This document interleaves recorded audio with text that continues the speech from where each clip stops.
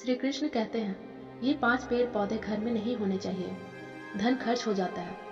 जय श्री कृष्ण। दोस्तों, भगवान श्री कृष्ण वास्तु शास्त्र का विशिष्ट ज्ञान रखते थे। उन्होंने समय समय पर धर्मराज युधिष्ठिर को वास्तु शास्त्र का ज्ञान दिया। यह ज्ञान समस्त मानव जाति के लिए अत्यंत महत्वपूर्ण और कल्याणकारी है। श्री कृष्ण ने 5 ऐसे पेड़ पौधों के बारे में बताया है जिनका भवन की सीमा में होना दुख एवं दरिद्रता लेकर आता है। यह वृक्ष घर के सामने होने से उस घर में निवास करने वाले लोगों की कभी उन्नति नहीं होती है। उन्हें हमेशा पराजय और निराशा का ही सामना करना पड़ता है। अगर आप इस वीडियो को देख रहे हैं तो पूरा देखिएगा, इसे आधा अधूरा छोड़कर जाने की गलती मत करिएगा। आप श्री कृष्ण के भक्त हैं तो भगवान कृष्ण का अनादर ना करें। दोस्तों, वास्तुशास्त्र के अनुसार वृक्ष तथा पौधे हमारे भवन की सुंदरता को बढ़ाते अवश्य हैं, साथ ही यह वातावरण को शुद्ध रखते हैं। वृक्षों से सकारात्मक ऊर्जा का संचार होता है जो हमारे जीवन के लिए अत्यंत आवश्यक होती है। वृक्ष नकारात्मकता को कम करके वातावरण को अधिक सकारात्मक बनाने का कार्य करते हैं। घर के सामने शुभ पेड़ पौधे लगाने से घर में बरकत आती है। साथ ही यह पेड़ पौधे कई प्रकार के वास्तु दोषों को नष्ट करते हैं। घर के आंगन में खड़े वृक्ष देवताओं के समान हमारे घर की रक्षा करती है। के आंगन में खड़े वृक्ष देवताओं के समान हमारे घर की रक्षा करते हैं। इसलिए हमारे पुराने शास्त्रों के भवन की सीमा में कुछ शुभ वृक्षों का रोपण करने की सलाह दी गई है। आज हम जानेंगे हमारे घर की सीमा में कौन से वृक्ष तथा पौधे होने चाहिए और कौन से वृक्ष नहीं होने चाहिए।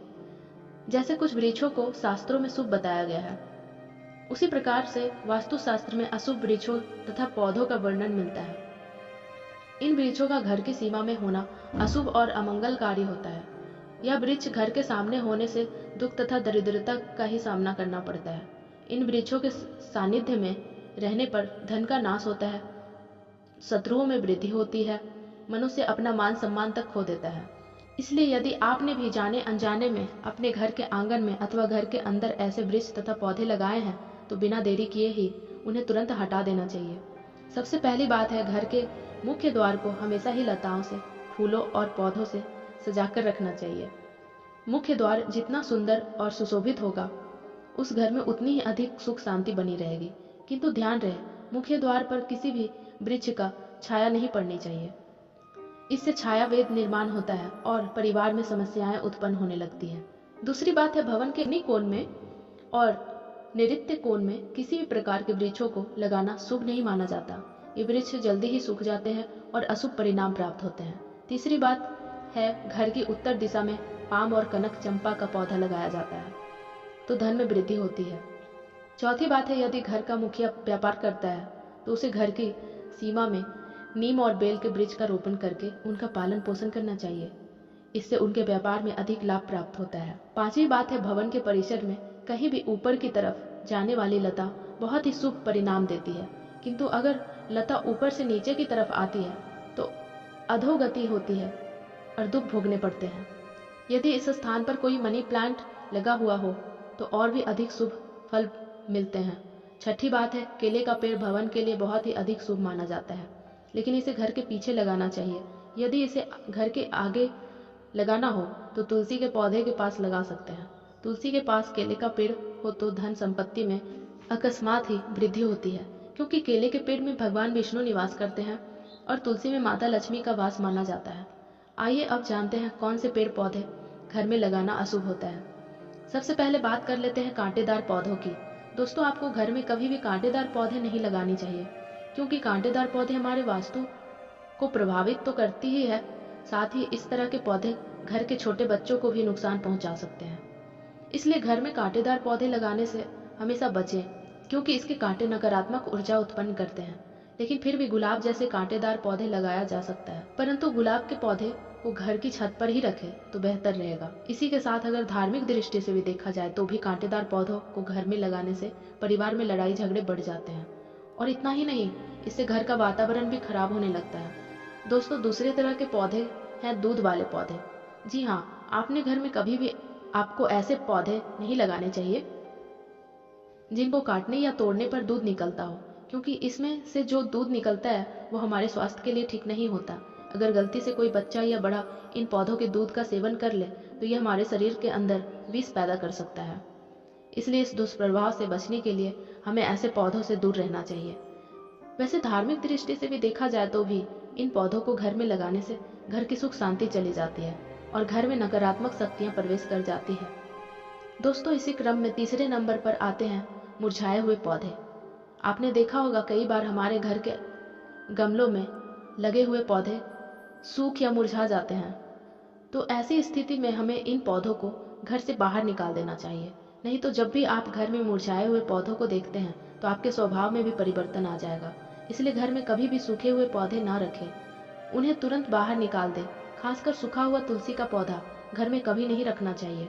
तुलसी का पौधा हमेशा हरा भरा रखना चाहिए। सूखा हुआ तुलसी का पौधा दुर्भाग्य लेकर आता है। शास्त्रों में कहा गया है कि जिस घर में तुलसी का पौधा सूख जाता है उस घर से लक्ष्मी चली जाती है। चौथा पौधा है बोनसाई का पौधा। दोस्तों, शायद आप बोनसाई पौधों का मतलब नहीं जानते होंगे, तो हम आपको बता दें कि यह वे पौधे होते हैं जो किसी भी पेड़ पौधे का छोटा रूप होते हैं।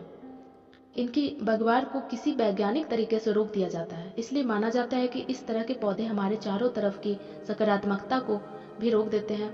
इसलिए बोनसाई पौधों को ना ही घर में तैयार करना चाहिए और ना ही बाहर से लाकर लगाना चाहिए, क्योंकि वास्तुशास्त्र के अनुसार यह पौधे घर में रहने वाले हर सदस्य का आर्थिक विकास रोक देते हैं। दोस्तों, अब बात कर लेते हैं बबूल के बारे में। आपको पता ही होगा यह एक बड़ा कांटेदार वृक्ष होता है, इसलिए इसका पौधा घर में लगाने का सवाल ही नहीं उठता। फिर भी कोई बोनसाई करके इसको घर में लगाने की सोच रहा है तो ऐसा बिल्कुल ना करे, क्योंकि यह वास्तु के दृष्टि से ठीक नहीं रहता। ऐसे पौधे सिर्फ हमें नुकसान पहुंचाते हैं, क्योंकि इनके कांटे बड़े हानिकारक होते हैं। दोस्तों, बात कर लेते हैं कैस्टर प्लांट के बारे में। कैस्टर प्लांट देखने में भले ही बेहद अच्छा लगता हो, लेकिन इसे दुनिया का सबसे खतरनाक पौधा माना गया है। इस पौधे के बीज 2 दिनों के अंदर इंसान की जान ले सकते हैं। इसे घर में लगाने की भूल बिल्कुल भी नहीं करनी चाहिए। अगर आप इसे घर में लगाते हैं तो छोटे बच्चे इसके बीज गलती से निगल सकते हैं। इस पौधे को घर में ही नहीं बल्कि घर के आसपास भी नहीं रखना चाहिए। अगर आसपास ये पौधा हो तो तुरंत उसे उखाड़कर फेंक दें। दोस्तों, अब बात कर लेते हैं बेर के पौधे के बारे में। कहा जाता है कि फलों में गिने जाने वाले बेर को खाने के लिए लोग इसे अपने घर में भी लगा लेते हैं, लेकिन यह गलत है। कहते हैं इसे लगाने से घर में नकारात्मक शक्तियां आ जाती हैं। केवल इतना ही नहीं, धार्मिक दृष्टि से भी अगर देखा जाए तो बेर के पौधे के घर में होने से आर्थिक समस्या बढ़ने के साथ ही धन की हानि भी होने लगती है। इसी कारण से इसे घर में नहीं लगाना चाहिए। अब बात कर लेते हैं घरों में सबसे ज्यादा लगाए जाने वाले पौधे मनी प्लांट के बारे में। दोस्तों, अगर आप अपने घर में तरक्की चाहते हैं तो घर के मुख्य द्वार पर आपको मनी प्लांट लगाना चाहिए। ऐसा करने से आपको नौकरी और व्यापार में तरक्की मिलेगी।